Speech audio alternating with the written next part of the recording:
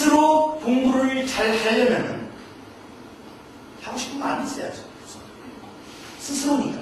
시켜서 하는 게 아니라 스스로 하려면 하고 싶은 마음이 있어야 됩니다. 그 다음에 이것만 있어서는 안 되죠. 노력을 해야 되죠. 지금 요거까지는 있는데 이게 안 돼서 문제지. 그래서 기술이 필요합니다. 그래서 기술이 접목이 돼야 되는 것이죠. 이 학습 기술은요, 우리가 생각하는 것 이상으로 중요합니다.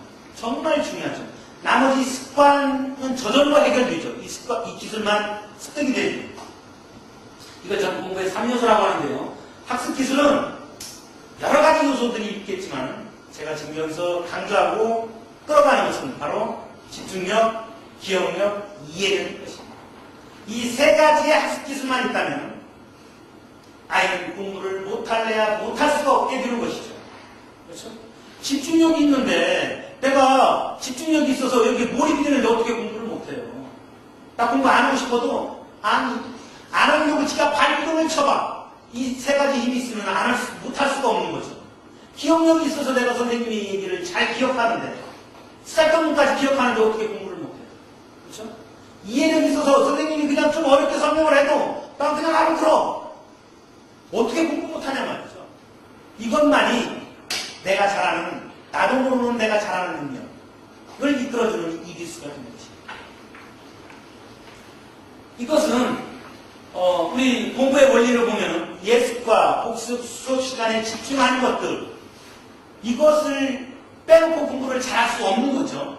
그렇죠? 공부를 잘한다는 사람 치고 24시간 중에 반드시 예습과 복습, 수업 시간에 집중하는 그런 능력은 반드시 있다는 거 아니겠습니까? 네? 그런데 아까도 어디에 차이가 나요? 내가 학교 왔을 때 물리적인 시간을 어떻게 소비하느냐에 따라서 차이가 나게 되는 거죠. 그러니까 아이들이 여기서 내가 지식을 습득하는 능력과 습득한 지식을 적절한 곳에 잘 적용하는 능력, 적용하는 능력을 바탕으로 새로운 지식으로 활용할 줄 아는 그런 능력을 예습과 복습 시간에 갖춰야 된다는 것이죠. 예습과 복습, 수업 시간에 이런 능력을 내가 갖출 수 있도록 아이들이 훈련이 되어줘야 된다는 것이죠. 제가 계속 이것을 하기 위해서 오늘과 내일 마지막 날까지 계속 이것을 어떻게 훈련시키고 어떻게 해놔야 아이들이 쉽고 그나마 힘들지 않게 따라올 수 있는지를 계속 설명할 겁니다. 그러니까 아이들이 이 기술이 필요하다고 해서 이 기술을 습득하는 훈련 따로 하고 예습 복습 따로 해서는 아까 그 없는 시간에서 아이들을 더 잡게 두는 것이죠. 예습과 복습 시간에 이것이 반드시 형성되고 향상되고 훈련되어져야 한다는 것입니다. 그렇다면 아이들은 왜 스스로 공부를 하지 않을까? 제가 많은 학교 현장에 다니면서 아이들한테 물어봅니다. 너희들 지금 가장 하고 싶은 게 뭐야? 라고 물어보니까 아이들이 가장 원하는 것은 공부 안 하는 거요 라고 대답할 줄 알았는데요. 공부를 잘하는 것이었습니다. 공부를 잘하는 애들이나 공부를 못하는 애들이나 공부 잘하고 싶다는 거죠.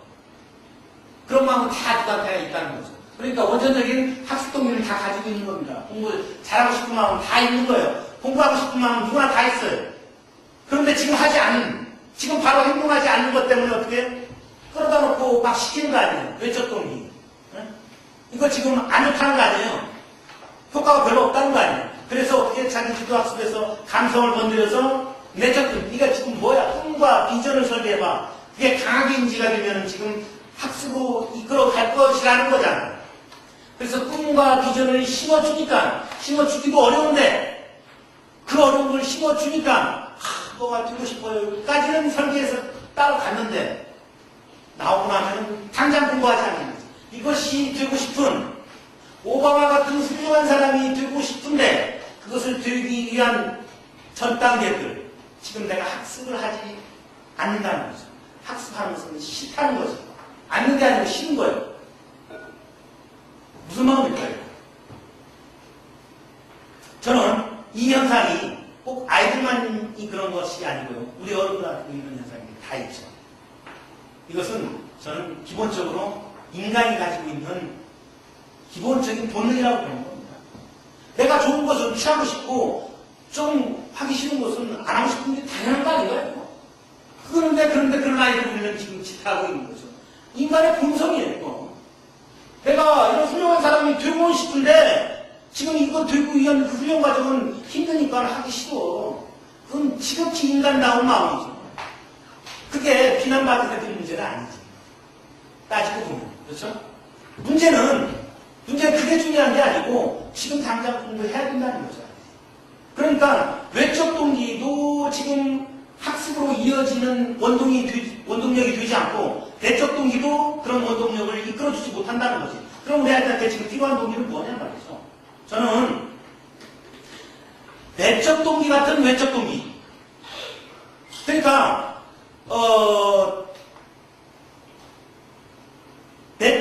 내적에 가까운 외적 동기. 내적과 외적이 좀 함축된 그런 동기가 필요하다는 거지. 뭔가 표현이 좀 안 되겠는데 이게 좀 어떻게 행동으로 쫙 이어질 수 있는 이런 동기가 필요한 거예요, 지금. 저는 그런 동기를 효용적 동기라고 합니다. 내적 동기 같은 외적 동기. 외적 동기보다는 내적에 아주 가까운 외적 동기. 그러니까 근본적으로 외적 동기. 그렇죠? 내가 하고 싶은 마음은 지금 아니니까 외적 동기가 필요한 거예요. 외적 동기가 안 좋은 게 아니고 그 동기가 필요한 거지. 그런데 그게 좀 더 내적, 내 마음에서 일어나지는 어떤 외적 동기가 필요한 거지. 그걸 저는 효용적 동기. 효용적 동기는 뭐냐? 어떤 특성을 가지고 있느냐? 내가 그것을 좋아하지는 않지만 꺼려하지도 않아요. 내가 막 좋아서 하지는 않지만은 그렇다고 그거 내가 빨리 하고 말게요. 빨리 하고 따라갈게요. 별로 꺼려하지도 않는 동기라는 거죠. 이런 동기가 분명히 있습니다. 아이들한테 분명히 이런 동기가 있어요. 이런 동기를 찾아줘야 되는 거죠. 이런 동기는 어디서 오느냐? 내가 어떤 능력, 그러니까 기술을 습득하는, 기술을 가진 자만이 갖는 것이죠. 그렇게 좋아하지 않지만 그것을 내가 해낼 수 있는 어떤 능력이 있는 사람은 빨리 해치고 맞죠. 이런 동기가 반드시 있다는 거죠. 이런 동기를 아이들한테 찾아줘야 되는 거죠. 그럼 이 효용적 동기는 어떻게 생겨요? 이 효용적 동기를 어떻게 아이들한테 심어줘야 되는 거죠? 아이들이 내가 지금 뭐가 되고 공부하는 이유 이제 찾았어. 알았어. 근데 지금 하기 싫어. 이 노력이 잘 안 된다는 거예요. 그래서 어떻게? 방법도 다 알고 요즘 방법 몰라서 공부 못하는 애들이 없어요. 공부 방법 네이버 지식인 치면 다 나와요. 우리가 알고 있는 상상을 초월하는 아주 획기적인 방법 다 나와요. 근데 내가 그게 안 되는 거지. 그렇죠? 그런 방법 기술을 습득하는 훈련이 필요합니다. 그러니까 그런 방법을 내가 습득할 수 있는 훈련이 필요하다는 거지. 그게 외적 동기. 훈련이라는 뭐예요? 내가 어떤 물리적인 힘을 통해서 강압적으로 통제된, 억압된 그런 환경에서 이것을 숙달시키는 거잖아요. 습득하는 훈련뿐만 아니라 향상시키는 훈련도 필요하다는 거지. 기술을 향상시킬 수 있는 훈련까지 갖춰줘야 되는 거예요. 그래야 효용적 동기가 생기게 되는 것입니다. 그래서 학습 동기, 학습 방법, 습관이 선순환 자리를 일어나게 되는 거죠. 이게 이 효용적 동기가 조금 더 지나가게 되면은 강력한 내적 동기로 발전하게 되는 것입니다. 그러니까 이 강력한 내적 동기가 생기면 참 좋은데 이 강력한 내적 동기가 이 전 단계가 빠져 있는 거지 지금. 이것을 안 갖춰놓고 이것만 갖다 심어주려고 하니까 알긴 알겠는데 나도 하면 좋은 줄 알겠는데 내가 지금 안 되는 거예요. 그러니까 주변 사람들 매일 나는 비난받는 사람으로 만드는 거죠. 문제는 이 효용적 동기를 아이들한테 훈련시켜주는 그런 단계, 어떤 프로세스가 반드시 필요하다는 거죠. 그러니까 이것을 우리 아이들한테 반드시 가져야 될 요소이죠. 이것을 아이들이 선택할 수 있는 그런 상황이 아니야. 효용적 동기는요, 공부를 잘하려면 반드시 갖춰야 될 요소예요. 그렇죠? 반드시 갖춰야 돼. 그러니까 아이들이 이것을, 나 이거 지금 학습할래요. 선택사항이 아니라 반드시 해야 되는 거예요. 반드시 해야 되는 필수사항인 것이죠. 정말 좋은 학습법이긴 한데, 이것은 현실적으로 맞지 않다는 거죠. 그러면은, 우리 교육은 어디로 가야 되는 거냐고. 이것도 안 되고 저것도 안 되면, 어디로 가야 되는 거예요? 우리 현실에, 자 보세요. 교사 한 명이서 20-30명의 아이들을 지도를 하는데, 이렇게 하기도 쉽지도 않고, 또 20-30명의 아이들이 인지적, 정서적, 학습력의 격차가 반드시 있게 돼 있어요. 거기 상위권, 중위권, 하위권 나눠지잖아요, 반드시. 이렇게 수업 진행할 수가 없습니다. 현실 쪽에서는 아이들을 생각하고 질문하도록 만드는 거예요. 생각하고 질문하도록 만들어내니까 이런 수업이 아니더라도 90% 이상의 기억을 학습 효과를 나오더라는 거죠. 아이들이 생각하고 기억하도록. 생각하고 기억하는 능력은 그냥 생기는 게 아니고 반드시 훈련이라는 과정을 겪어야 되는 거예요. 이 훈련 과정을 겪지 않으면 이것을 갖출 수가 없어요. 아무리 탁월한 사람이라도, 사고력이 깊은 사람이라도 체계적인 훈련을 통하지 않으면 이 생각하고 질문하는 것이 쉽지 않습니다. 그래서 이것을 위해서 저는 무단히 아이들이 생각하고 질문하도록 만들도록 훈련을 무단히 시켜놨던데요. 아이들이 학습의 양과 질이 진폭되는 현상이 이 6가지 이 상황에서 아이들이 많이 시간적으로 노출이 될 수 있도록 이렇게 시스템을 만들었습니다.